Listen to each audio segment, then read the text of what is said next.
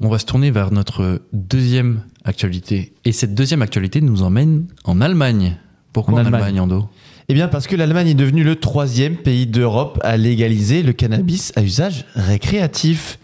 Donc en gros, hein, pour faire très concret, depuis lundi, il est donc autorisé en Allemagne d'être en possession de 25 grammes maximum de cannabis séché dans les lieux publics. Et aussi de faire pousser, donc la culture à domicile, faire pousser chez soi jusqu'à 50 grammes et maximum 3 plants de cannabis par adulte. Donc je vous vois déjà venir, hein. Avant qu'on passe à tout le reste. Est-ce que les Français pourront aussi profiter de ça s'ils vont en Allemagne par exemple ? Ah d'accord, ok. Ouais. Mais pas du tout. Ah bah non. Oh bah non. Parce qu'en fait, il faut... En fait, ça dépend des conditions. Mais en gros, si tu vas juste pour un week-end à Berlin, par exemple, ça marchera pas. Puisqu'il faut donc avoir déjà plus de 18 ans. Voilà. Okay. Et surtout, résider en Allemagne depuis plus de 6 mois. Ok. Et donc, un Allemand en France, par exemple, il faut vraiment qu'il réside depuis plus de 6 mois en Allemagne. Ok. Donc, s'il revient chez lui, il pourra pas en profiter non plus, tu vois. Ok. C'est assez particulier. Après, tu vois, c'est une légalisation qui est très encadrée. Tu t'es bien renseigné en tout cas, c'est bien. Non, c'est intéressant, merci. Je vois pas où tu vas en venir là. Non, moi non plus. Mais évidemment, je me suis renseigné pour donner la meilleure information possible aux auditeurs de Glitch. Je comprends pas ce que tu veux dire. Non, c'est normal. Bah bravo, oui. Félicitations. Mais attends, du coup, parce que là, on parle de possession de 25 grammes. Ouais. Et quand tu dis la consommation, t'as le droit de fumer dans la rue, par exemple ? Oui. Alors, c'est encadré aussi. En gros, tu peux fumer dans les zones piétonnes, par exemple, entre 7h et 20h. Ok. Donc, pas avant, pas après. Et évidemment, quand même, ils ont mis une restriction autour des écoles et des aires de jeu, en gros, tout ce qui est pour les enfants. Bien sûr. Ouais. Donc, dans un rayon de 100 mètres autour de ces zones-là, t'auras pas le droit. Ok. C'est interdit. Ok. C'est pas tout. L'Allemagne va continuer, va aller un peu plus loin. Une deuxième étape est prévue, en vrai. Ouais, parce que ce qui est particulier en l'état, c'est que tu peux, à moins que tu fasses pousser chez toi, donc comme on a évoqué juste avant, en gros, il n'y a pas moyen d'acheter légalement du cannabis. Actuellement, parce que ils vont ouvrir à partir de juillet, en fait, un moyen légal qui passera par les Cannabis Social Club. Ok. Donc c'est un peu particulier parce que genre, il y a un représentant de la Fédération allemande du chanvre qui disait, j'ai lu, il faut pas que le consommateur dise au policier où il a acheté son cannabis en cas de contrôle dans la rue. Parce qu'à partir du 1er avril, on peut en principe que se procurer de la drogue illégalement. Ok. Oui, donc c'est assez comment dire, schizophrène, je trouve, comme. Bah oui, t'as raison. En gros, actuellement, ils peuvent pas acheter de drogue légalement, donc il faut dire. En tu gros, peux fumer dans la rue, par contre, si on te demande où tu l'as acheté, je vais pousser chez moi. Ça met du temps, la mise en place de tout ce principe-là. Et donc, pourquoi l'Allemagne donc a autorisé et est devenu le 3e pays européen à légaliser le cannabis ? En fait, le but, il est double. C'est déjà de lutter plus efficacement contre les trafics. Okay. Donc, en fait, le gouvernement social-démocrate du Premier ministre Olaf Scholz, ils estiment que la politique répressive d'interdiction qui était en vigueur depuis des années, des décennies, n'a pas du tout fonctionné pour réduire le marché noir, notamment. C'est intéressant, ça. Ça peut faire écho à la France, bien sûr. Pourquoi pas.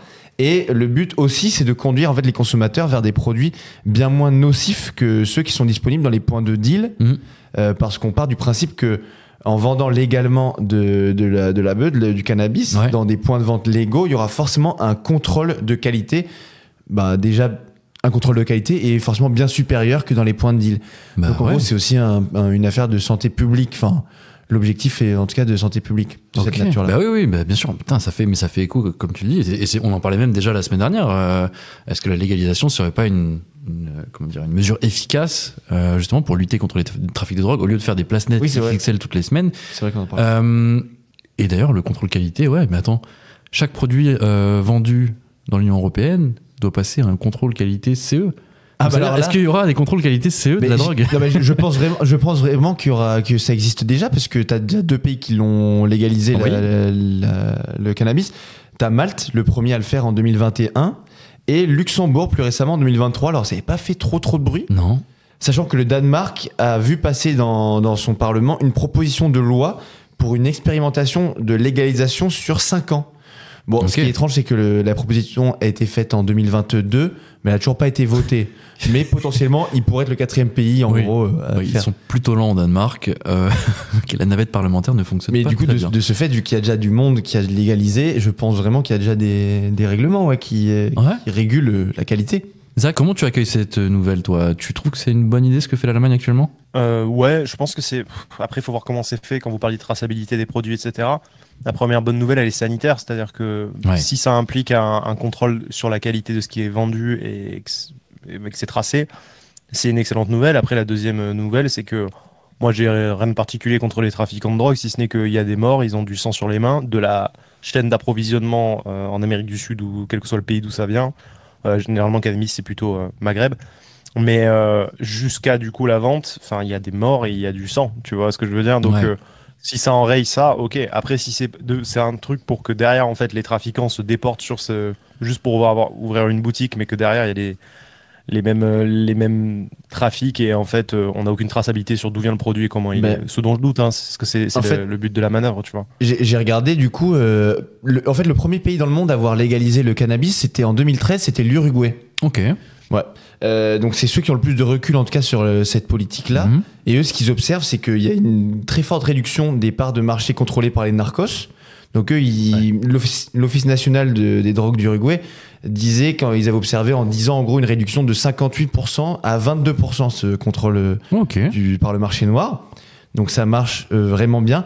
Après, il y a d'autres pays comme le Canada aussi qui l'ont fait en 2018, etc. Globalement, quand tu regardes tous ceux qui l'ont fait, ça réduit fortement le marché noir, mais ça ne le fait pas disparaître. Bien sûr. Pour deux raisons.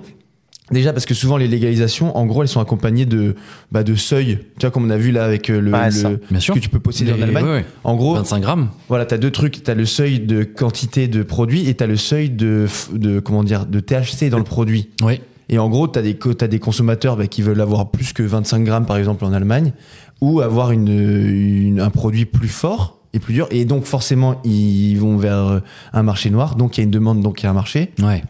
Et deuxième chose, en fait, les narcotrafiquants, ils n'arrêtent pas leur carrière. En fait, il y a un report vers d'autres drogues, ce que disait Zach. Ils se déportent sur d'autres produits. Par exemple, aux États-Unis, dans les États où ils ont légalisé, le fentanyl a pris la place. Sympa. Par exemple.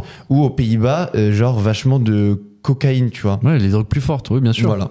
Oui, c'est un cercle vicieux, en fait. En gros, plus une drogue va être légale, les trafiquants vont aller chercher un truc encore un peu plus fort. Et après, on va faire quoi? On va encore légaliser le truc un peu plus fort pour aller trouver un truc encore un peu plus fort. Enfin, en gros, à chaque fois, ça ne s'arrêtera jamais, quoi. C'est une escalade un petit peu de la puissance de la drogue au final. Je sais pas si c'est vraiment une escalade parce que je vois mal comment on pourrait, par exemple, légaliser de l'héroïne, tu vois. Tu te rends bien pas? Non, alors non, mais tu te rends bien compte que ce que tu viens de me dire. Tu viens de dire le fentanyl. En gros, les trafiquants se sont déportés sur le fentanyl. C'est chaud. C'est chaud quand même. Après, ce que tu peux tirer de l'expérience uruguayenne, par exemple, c'est que ça a vachement fait augmenter le nombre de consommateurs de cannabis. En fait, en 2013, un peu avant 2013, quand ils légalisent, ils comptaient genre 44 000, je crois, consommateurs. Aujourd'hui, ils sont à 250 000 sur un pays de 3 millions d'habitants. Ah, quand même. Attention, après, il y a peut-être un biais dans les sondages. Du moment que c'est légal, peut-être que les gens disent plus ouvertement qu'ils consomment aussi, tu vois. Oui, c'est possible, c'est possible. Aussi. Ouais. Mais ça fait quand même apparemment augmenter. Donc je pense que c'est aussi des consommateurs qui se fidélisent au cannabis et qui n'ont pas forcément... Je suis pas sûr que ça fasse vraiment un report massif vers d'autres drogues, si tu vois ce que je veux dire. D'accord, écoute, ouais. Mais moi je voulais te poser une question, Zach, justement.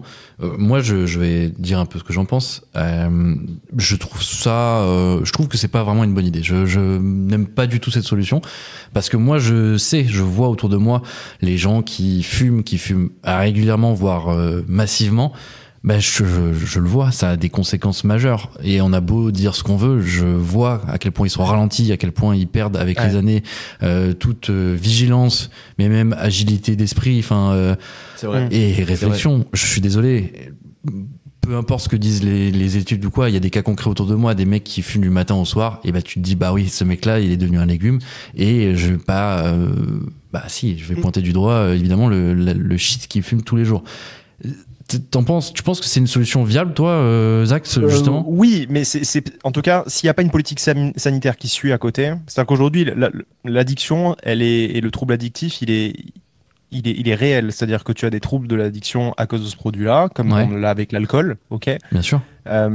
Donc, en fait, si derrière, tu n'accompagnes pas ta mesure d'une politique sanitaire qui vise à la prévention et au traitement des personnes qui utilisent ce produit, ça ne sert à rien. Et dans le même sens que vous parliez tout à l'heure du fait du report.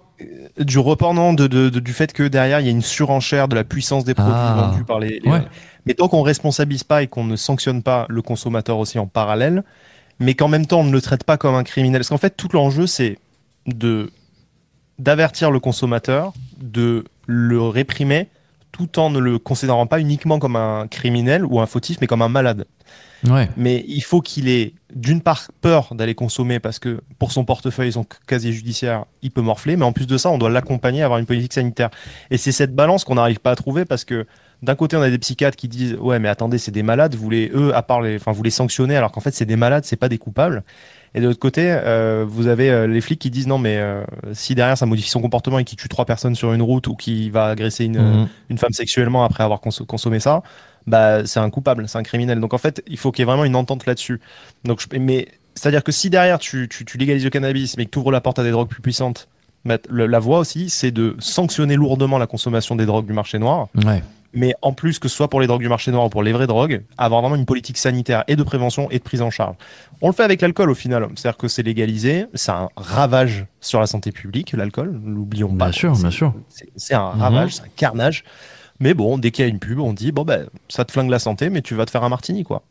Et enfin, il n'y a plus de pub d'ailleurs, je crois maintenant, je sais plus, mais moins, quoi. Et du coup, voilà. C'est-à-dire qu'il faut pas être hypocrite. On peut le légaliser parce que maintenant il est là le truc. Mais par contre, il faut vraiment mettre les moyens dans une politique sanitaire. Et si on peut récolter des taxes sur ces produits-là pour derrière servir la politique sanitaire, bah, c'est pas plus mal. Bon, en tout cas, on va voir ce que ça donne justement en Allemagne. Ce sera un bon exemple, en tout cas. Ah bah oui. Faut attendre un petit peu, je pense, avoir du long terme pour avoir les premiers effets. Mais peut-être que ça pourrait nous donner une indication sur la marche à suivre en France.